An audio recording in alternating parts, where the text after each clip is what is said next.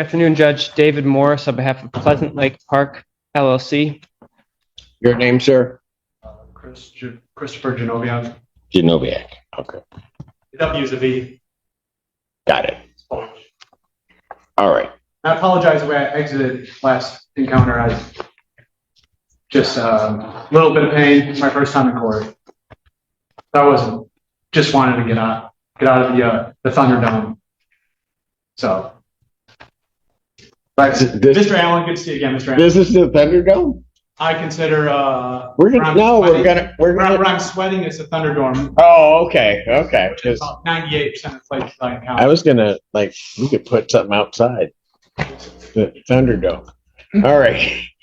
Okay, where are we on this case? This is our third hearing on this case. Last hearing, the second hearing, court directed plaintiff to engage a critter control business to do an inspection of the property. Correct. And directed that the defendant put November rent into escrow. Because of the timing, I drafted and have a signed unsworn declaration of the inspector that can produce to the court. Buckle up, guys. Today we are diving into a courtroom showdown where tensions are already simmering. From the moment Judge Morris calls the hearing to order, we get a front row seat to the formalities and introductions. But beneath the polite exchanges, you can feel the unease. Christopher Govian steps up, nervous yet defiant, hinting at a deeper conflict that's about to unfold. The energy in the room is palpable as the stage is set for a clash over property, inspection, and accountability. This is just the opening, but it already tells you that things are far from ordinary. Court. Okay. Yes. Have you seen it, sir? I haven't seen it. I mean, I know, okay. I know what it may say, but. Well, go ahead and look at it. I'd rather hear your evaluation, but I'll read it. But this is quite a lot. I don't want to waste the court's time. Well, not right. It's a lot of points. I'm getting paid, so you're not wasting my time.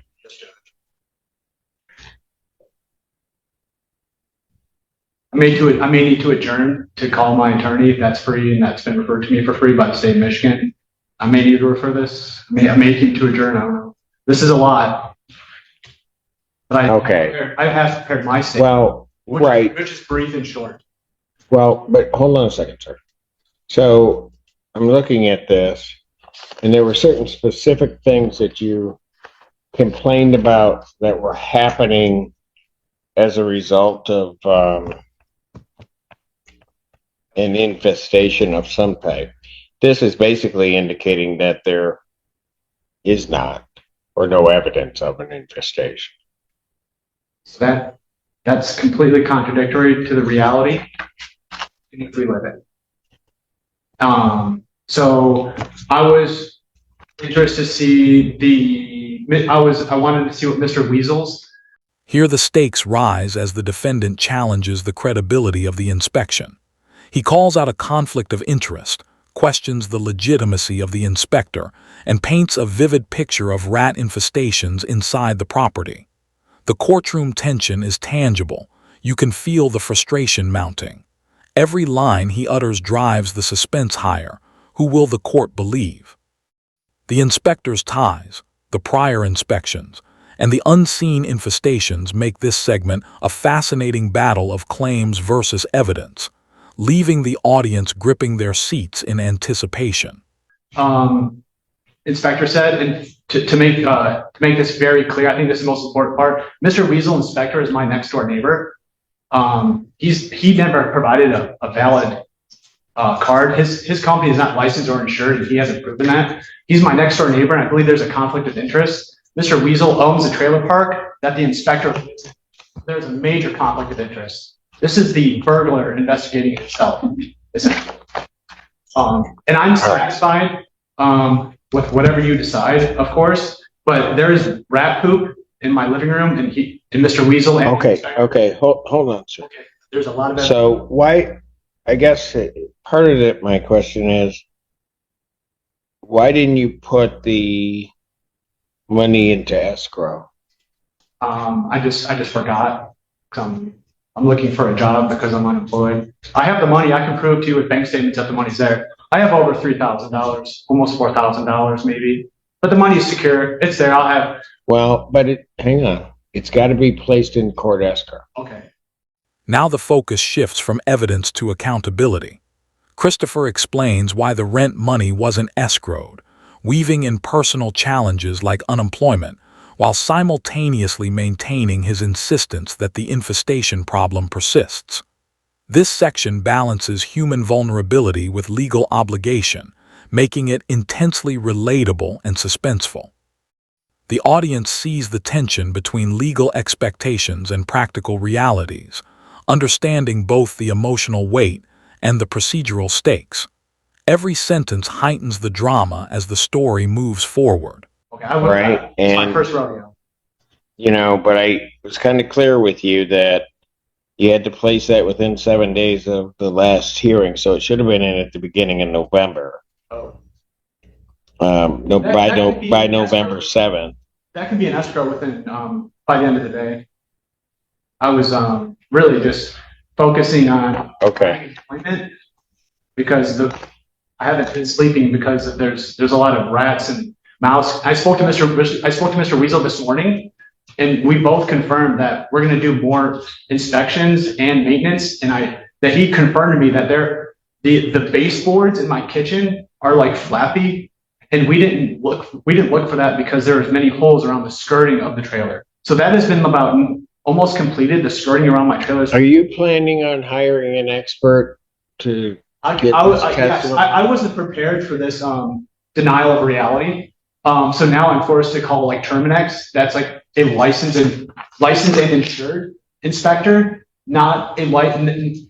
The gentleman that did this inspection, I heard you. okay. The gentleman that did this inspection, like literally lives 2 houses down, and he doesn't own a car. His car used to say critter control on it, but it's gone. When I asked him where his car was, he said it's in the shop. The gentleman is very kind. We were all three at Mr. Weasel. Oh, okay. All right. We all witnessed poop in the house, and the poop is still there. There's still poop in my house. There's still holes in my kitchen and multiple places. The evidence is coming out. The courtroom dynamics intensify as the plaintiff presents the inspection report, claiming no signs of infestation. The defendant's immediate pushback, calling parts perjury and presenting his own observations, creates a charged atmosphere. You can feel the clash between sworn statements and personal experience, making viewers question who's telling the truth.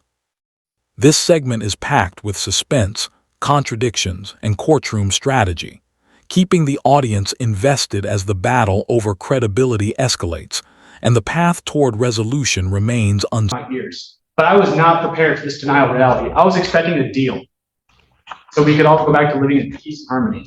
I was not expecting this to go on. Well, have you called? I'll call Counsel- Terminex now. No, hold on. Have you called? If you were expecting a deal, have you called the attorney's office to see about working something out? I spoke to Mr. Weasel about making a deal multiple times in person and on the phone. And he just says he doesn't want to talk about it, but that was a few days ago. But when I talked to him this morning and complained about continuous rat poop and that the baseboards are now there is super evidence. There is chewing, and they're chewing on the rug in my second bedroom, and the carpeting. There's like carpeting all over my house. Sir, Yes, I heard you the first time that you were here. I'm hearing you now. I understand that what you are saying is going on.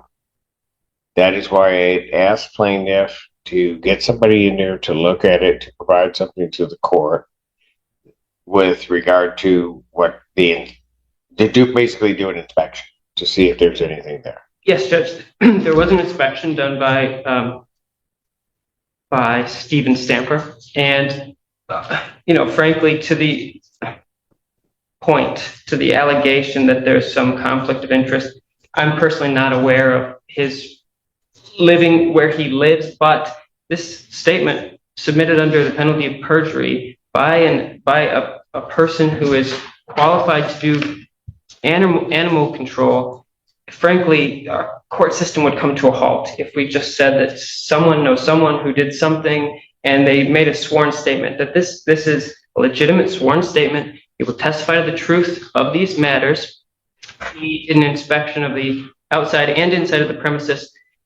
There was no signs that and I spoke to him regarding this, he found no signs of ongoing animal activity. Really the primary purpose for this inspection was to look for something like a beaver or a bob under the premises. That he found one several-month-old animal dropping that he believes to be from a cat.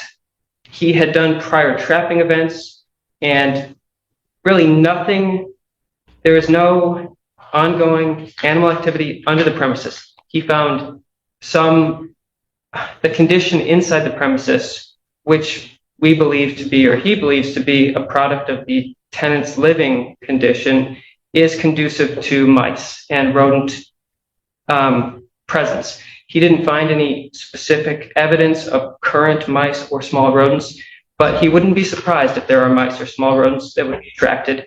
And it's the landlord's position that attractive nuisance can be mitigated by the defendant, and any further work or trapping needs to be done in conjunction with cleaning the interior of the premises. So frankly, it's a large number of properties have mice and other rodents, and it's not surprising that he may see signs of a mice. Michigan in the winter and there are mice indoors. What a concept.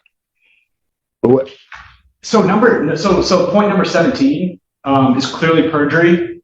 I did not see any signs of ongoing animal activity inside the premises, period. That is complete false. And all three of us were there, and we witnessed poop in my northeast corner, and there's also poop underneath my stove, and we need to reevaluate the baseboards, and that will wash away. All right, sir. This delusion here. Sir, how long is it going to take you to get Terminex out there, or whoever you're going to get out there to give you your own?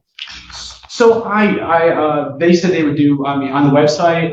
It's like the next day for a free inspection, and then so I guess there's a free inspection the next day. But if there's going to be any kind of action, that's going to cost a whole lot of money. There's rents, and the things are in the vents. The baseboards right now, ground zero is the baseboards. That's all I'm complaining about. But specifically, number 17 is he's liable for perjury in that, and I may pursue him to go to prison. For specifically 17. You have at it. Okay. Specifically 17. Okay. That's all. That's my first thing I look at. You have at it.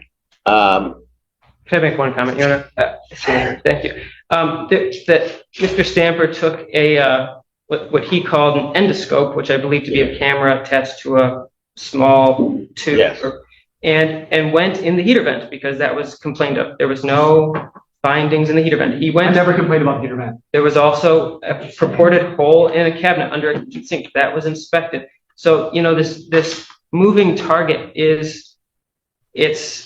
I hear you, counsel. Because the last time we were here, we weren't really even dealing with, at least I didn't think, small rodents. We were talking about large I made a point on that. animals. I made a point specifically because I knew you were going to comment on that. So we have done the deduction process. The skirting is complete, almost I think complete. Outside my house, there's 2 mouse boxes, and then he also bought me vent covers because there was holes in the vents. That's been completed. So we covered, and then after we got the deduction process, and now I'm like, where is all the chewing, Okay. noising? Okay. It's the baseboards. The baseboards is ground zero. That's All right. normal. We're all in the baseboards. Baseboards. But that's what you're saying. Baseboards. Sorry. I'm just, sorry, Judge. So, plaintiff got their inspection. I am looking at that. That does not show any signs of anything that you complained of the first time. You are going to, although it seems it's a different thing now, irrespective of that, you are now going to get your own inspection. So my question is, how long is that going to take you to do? Because at some point, I'm getting this thing. We're going to try this thing. Right. And I'm not going to listen to it every week without Yes, Judge. the render a decision. Yes. Go ahead. Yes, Judge. I'm gonna go on the internet and I'm gonna contact Terminex. I'm gonna do a free inspection like as soon as I get home. And I mean, they may arrive today or tomorrow. I mean, probably tomorrow. All right, great. If they arrive tomorrow, then I can put this off 1 week. Yeah. Got plaintiff's inspection, which doesn't show anything indicating what you were saying before, but now, admittedly, as plaintiff has said, that the target has changed, but now you get your inspection, and then we'll see exactly where we are. The skirting, I'm not satisfied. Okay, Yeah, I mean, and that's, Yeah. okay. I don't want to be here forever, but I mean, my trailer is the closest to the wood line, and there's a lake. This is all. I know you told me. It's closest to a wood line, there's a lake. That's where I think the big beaver like thing came from before. Yeah, I know. I heard you. You know, people don't think I'm listening. I hear everything. Even though I don't want to sometimes. I hear everything. So I'm going to adjourn this to November 21st, 2025. What time? 3 p.m. And the defendant, you're to do two things. I want that escrow paid, and you're to bring your inspection report. Yes, Judge. Thank you, Judge. Thank you for your time. All right. Thank you. Thank you for your service. You're welcome. Judge. Thank you, Counsel. In the final stretch, the judge steps in to bring order and clarity. Instructions are issued for escrow payment, new inspections, and a set date for the next hearing. The tension resolves slightly, but the stakes remain as the story is left open-ended for what's next. This clip gives closure while keeping viewers curious about future developments. As we wrap up, if you enjoyed this courtroom breakdown, make sure to like the video, subscribe to the channel, and we'll see you in the next video with more suspenseful legal confrontations.